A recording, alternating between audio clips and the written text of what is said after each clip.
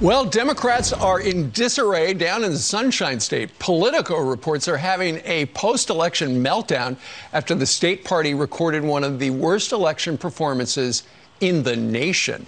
Our next guest helped lead the president's media strategy to court Latino voters in the Sunshine State, and they did turn out. A conservative media strategist, Giancarlo Sopo, joins us right now from Nashville. Giancarlo, good morning to you. Good morning. How are you? I'm doing okay. You know, going into the election, the Democrats thought they might actually have a big blue wave across the state at the state legislature level. But that just sputtered and never turned out, did it? No. I mean, they thought they were overconfident in the polling. They thought they were going to pick up state legislature seats. They also thought that they were going to keep these two congressional seats in South Florida, which were held by Donna Shalala and Debbie Mucarsel-Powell. And what we saw in Florida was a big Trump red wave swept through the Sunshine State.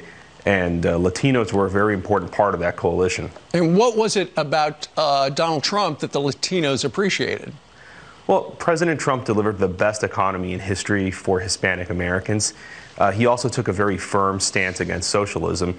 And as the people watching at home know, Cuban Americans like me, Venezuelans, Colombians, Nicaraguans, we don't really like socialism too much. And in fact, there's a headline in Politico yesterday. It said, "I'm not an effing socialist. Florida Democrats are having a post-election meltdown," because ultimately some of the signals that national Democrats were sending out about being, defund the police and socialism, that may have worked in certain sectors, but it was a dud in Florida.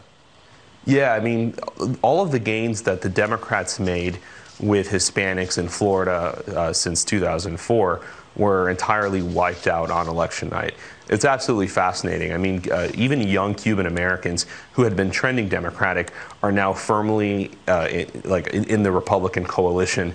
And that's really thanks to President Trump and his inspiring message, and also just because the Democrats engage in too many self-inflicted wounds. I mean, no one wants to be associated with socialism.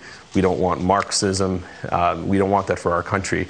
Our parents and our families came here to live in freedom and to achieve a better life, and we want that for our children as well. So, Giancarlo, ultimately, do you think that they got it in Washington, D.C., and they're going to go, look, you might have feelings about certain things, and they're very strong, but they are radical.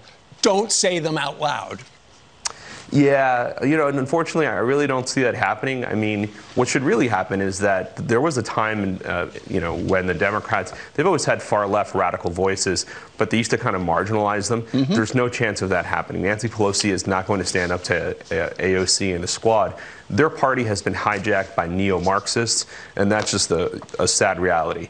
There's not much that they can do about it because they've really just taken control of the party, and also because their allies in the media love featuring them as thought leaders of the Democratic Party. And the more that they do that, the more that they're going to continue alienating Hispanics, not just in Florida, but also throughout the country.